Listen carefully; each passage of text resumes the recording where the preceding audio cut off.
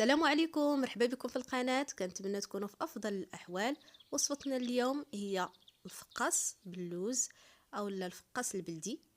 في هذا الفيديو ان شاء الله غادي نشارك معكم جميع اسرار نجاح هذا الفقاس، بلا فقسه، بلا عذاب، بلا تماره. بلا ما نطول عليكم، ندوزو المقادير وطريقه التحضير. على بركه الله، في قصريه غادي نحط زلافه كبيره ديال سنيده اللي هي رقيقه، اي ما يعادل 2.5 كيسان ديال كاس العنبه اولا 445 غرام من سنيده. غادي نضيف عليها رشيشه ديال الملحه، وغادي نضيف عليها 7 البيضات اللي غادي يكونوا كبار ودافيين، يعني نكون مخرجاهم من الثلاجه بمده. غادي نضيف عليهم 2 معالق كبار من الزنجلان خضر، ما يكون لا محمر لا مصهد. وغادي نضيف عليهم معلقه كبيره ديال النافع اللي هرمشته في المهراز. غادي نخدم مزيان هاد السنيده هي والبيض، يعني غير تبعوا ان شاء الله المراحل كما واضحين لكم في الفيديو. راه خليت الفيديو طويل، خليت لكم جميع المراحل باش ان شاء الله ينجح معكم، خصوصا الاخوات المبتدئات والاخوات اللي تيلقاو مشكل في الفقاس. غادي نخدم مزيان ديك البيض هو وسنيده حتى تذوب ليا سنيده، يعني دائما نستعمل سنيده رقيقه باش ما نلقاش فيها صعوبه وتذوب ليا بسرعه وما تعذبنيش.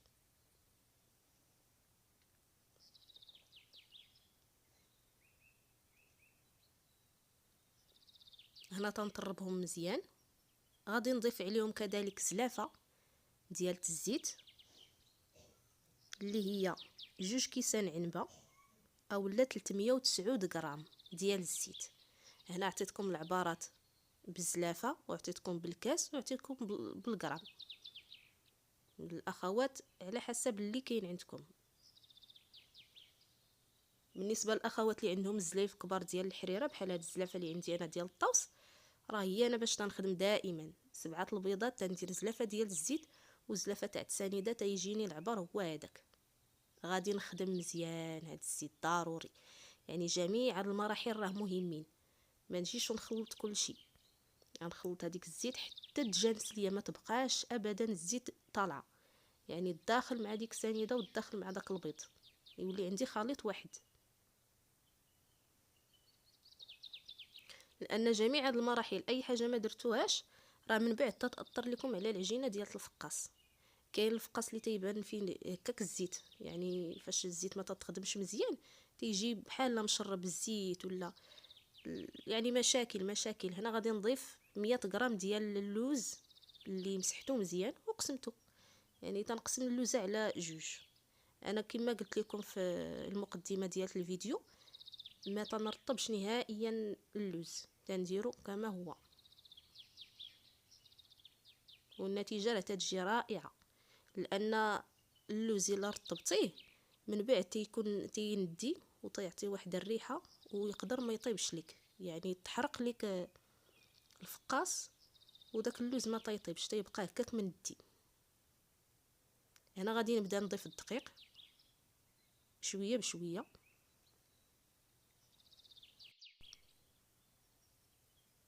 غادي نبدا ندخل هذاك الدقيق حتى هو، ونحاول نخدم في شي انيه اللي كبيره بحال قصريه بانيو كبير باش نلقى اتساع ونداخل هذوك المقادير في بعضياتهم. غادي نبدا ندخل غير شويه بشويه بلا ما ندلك، هي تنجمع. الحلوى راه ما تدلكش.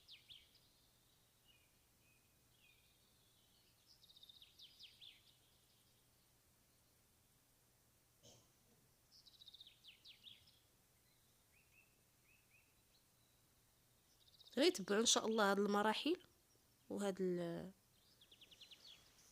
النصائح اللي عطيتكم، ان شاء الله راه غادي ينجح معكم. هذه انا راه معتمده عندي من سنوات، هذه هي الوحيده اللي تندير. جربت وصفات كثيره ولكن لا، دائما ترجع للوصفه ديالي.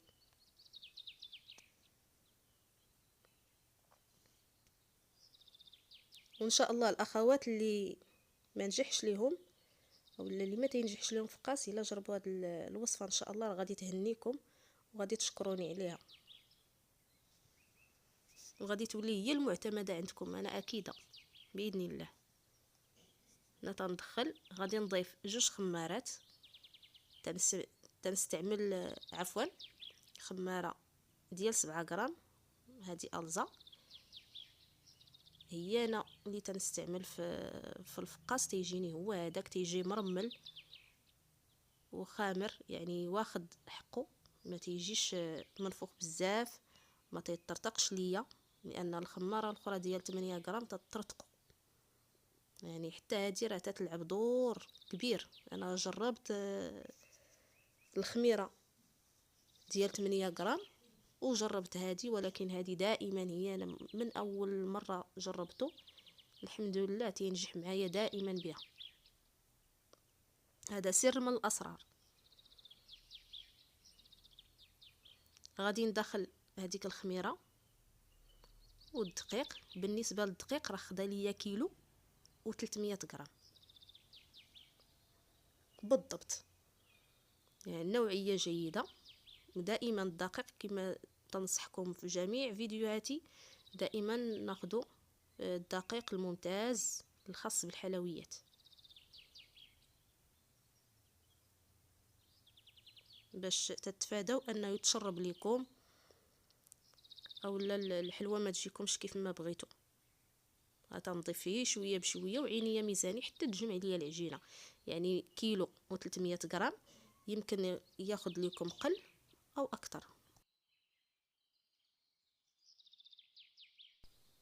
هنا العجينه باقي تتلصق ليا في يديا، يعني باقي خاصها الدقيق،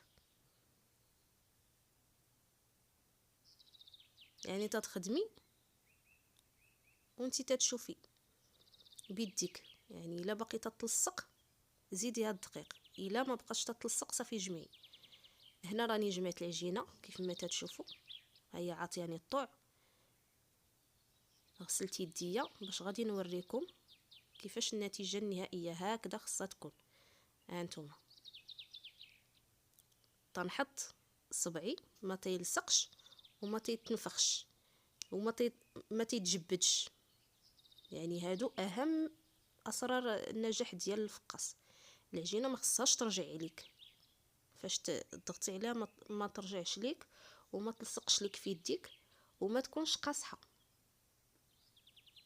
يعني نتوما غادي راني قطعتها، غادي نبدا هنا نلولب لي بودان ديالي، غادي نصاوبهم من هنا تيبان لكم، يعني حتى هنايا راه تيبان لكم نجاح الفقاس. فاش تبداي تتلولبي ما تيتجمعش، يعني كيف ما درتي ليه تيبقى هو الا تيتجمع راه عندك فيه شي غلط، هذا راه تيلعب دور. يعني نخدم وعينيا ميزاني، ما نكترش الدقيق وما نقلوش، وإلا عاوتاني كانت رطبه بزاف وتتلصق ليك زيدي هاد الدقيق، راه ما غاديش ينجح، تيجي تيتفرتت بزاف. هو في حاله ما الا ضفتي ليه بزاف الدقيق، الا قصحتيه او لا الا رطبتيه، راه تيكون تيجي تيتهرس. هادو هما الاسباب ديالو. والزيت خدموها، دائما تنصحكم خدموها مزيان، دخلوها مزيان باش ما تجيكش الفقاصه مزيته، ما يكونش الشرب هكاك غير الزيت صافي ما مداخلش داكشي. خدموا كل حاجه نعطيها وقتها حتى تدخل لي المواد وتجانس، وديك الساعه نكمل عاد نضيف الدقيق. كيف ما لاحظتوا هنا غادي نرولي معكم، هذه راه تترولا بكل سهوله.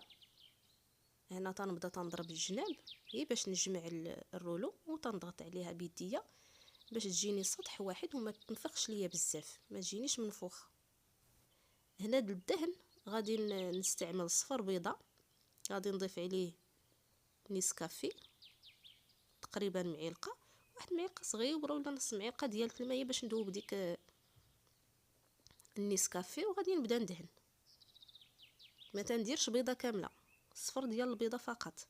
كاين بعض الاخوات تيديروا الكاكاو، يعني كاينين طرق مختلفه. هنا هذه هي الطريقه التقليديه، تيجي ملون ما تيجيش زفر. انا راه ما تنديرش فيه الفاني نهائيا، غير داك النافع راه تيجي رائع، تيجي رائع صدقوني. غادي ندهنها كامله. بالنسبه للدهن انا تندهن تقريبا 2 المرات، يعني تندهن المره الاولى نعاود ندهن المره الثانيه، هاد باش تنزوق. راه كلشي غادي يكون، غتشوفوه ان شاء الله موضح في الفيديو. هنا غادي نبدا نزينو بالفرشيط بهذه الطريقه، هي باش يعطيني ديك الزواقه.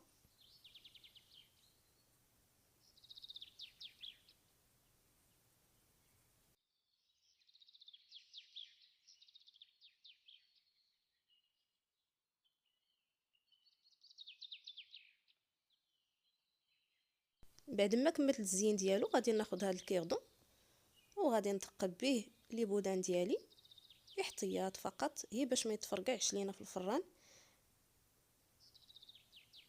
كاضافه. وغادي ندخلو للفران اللي بارد باش يطيب. بالنسبه للطاوه الثانيه غادي نعاود ليها الدهين وغادي نزينها كالاولى وغادي نثقبها. بالنسبه للفران تنطيبو انايا في فران بارد، يعني تدخلي الفقاص فران بارد وتخلي الباب ديال الفران مفتوح مفاجي، يعني ما تسديش عليه، وتتخليه على نار مهيله حتى تيطيب، وما تخليش حتى يفوت الطياب، يعني غير يبدا تيصفر تتحمريه من الفوق صافي وتخرجيه وتخليه يبرد. انا ما تنخليش ليله كامله عفوا، وما تنفزكوش، تنخليه هكا، تنحطو في الطاوه تنخليه حتى تيبرد على خاطرو صافي وتنبدا تقطع. بعد ما برد ليا غادي نوريكم، هذه هي طريقه ديال الطياب ديالو، ما تفوتوش ليه نهائيا الطياب، هي تيكون صفر صافي. الا خليتيه تفا الطياب عولي عليه غادي يتهرس لك، يعني ما نخليش طيب بزاف، غير يكون صفر. عينك ميزانك، الفران يكون بارد غير يبدا تيصفر نزلو تيتحمر شويه من الفوق ديالو صافي، ونخرجو نخليه يبرد على خاطرو. هنا كيف ما شفتوا هو التقطاع دائما نستعمل الموس يكون حاد، يكون ماضي. انا تنستعمل دائما هاد الجنوي، يعني المواس دوك الكبار هما باش تنقطعو تقطيعه وحده صافي.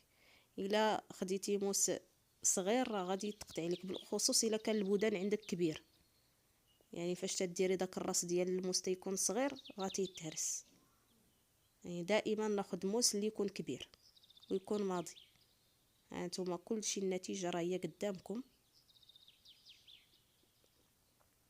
غير تبعوا هاد المراحل، المقادير راهم مضبوطين وان شاء الله راه غادي ينجح معكم. ونعطيه الخاطر، هو تيبغي غير الخاطر. غادي نوريكم التقطيعات.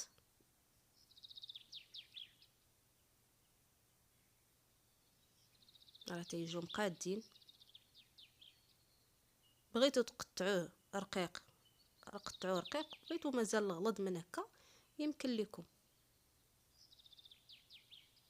بالنسبه للوز راه تيجي باين فيه بلا ما تخلوا اللوزه، يعني اللوزه تقسم على جوج تتسهل عليكم حتى العمليه.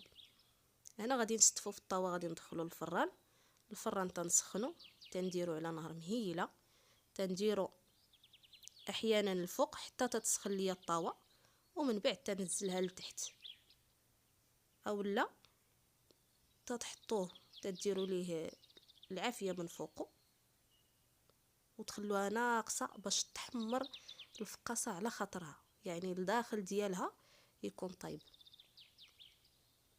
وهنا ملي تيتحمر راه تنبدا تنقلبو. بالنسبه للاخوات المبتدئات تتبداي تتقلبي اللي تحمرات تتقلبيها باش تحمر من جوج جويه. هانتوما كيف ما شفتوا راه طايب محمر، ورغم ذلك راه التصوير راه ما عطيهش حقه، تيكون طايب من الداخل ومن الجوانب كلهم وتيجي حمر من داك الشيء. غير تبعوا المقادير ان شاء الله راه غادي ينجح معكم. تنتمنى ان شاء الله ما نكونش بخلت عليكم بحتى شي معلومه واي تساؤل خلوه لي في لي كومونتير. وإلا عجبوكم فيديوهاتي ما تبخلوش عليا بلي لايك، دعموني بلي لايك، وبالناس اللي مازال ما اشتركوا في قناتي مرحبا بكم. ما تنسونيش من البارطاج، مشاركة هذا الفيديو مع الأحباب والأصدقاء باش تعم الفائدة. ودائما تساؤلاتكم مرحبا بهم، وأي وصفة بغيتوني نشاركها معكم مرحبا، خليوها لي في الكومنتير كذلك.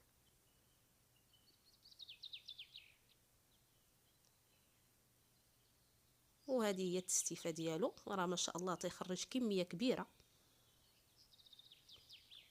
بالنسبه لطريقه الاحتفاظ، غادي توضعيه في سطيله اولا سوبيره تكون تتسد محكمه الاغلاق. غادي تحطي معاه طويبه ديال السكر، هذه ضروريه، يعني بلا ما تحطيه في الثلاجه. كاين بعض الاخوات تيحطوه في الثلاجه من بعد تيخرجوه تيسخنوه، ولا لا، هذا غادي توضعيه فقط غير في سوبيره تكون محكمه الاغلاق، ما يدخلش ليها البرد بزاف، ما يدخلش ليها نهائيا البرد عفوا. غادي تحطي معاه طويبه ديال السكر، هي اللي غادي تمتص ليه الرطوبه ديالو. راه واخا يبقى عندك مده شهر راه تيبقى هو بحال اللي يلا طيبتيه، لا في المذاق لا في القرمشه، وفي العضه تيكون رطب. هذا هو الامتياز. انا راه ما تنضيف ليه لا ما زهر لا ما لا حتى شي حاجه. هاد المقادير اللي تنعطيكم هما اللي تندير فيه، راه تيجي من داكشي رفيع. العضه ديالو تتكون رطبه،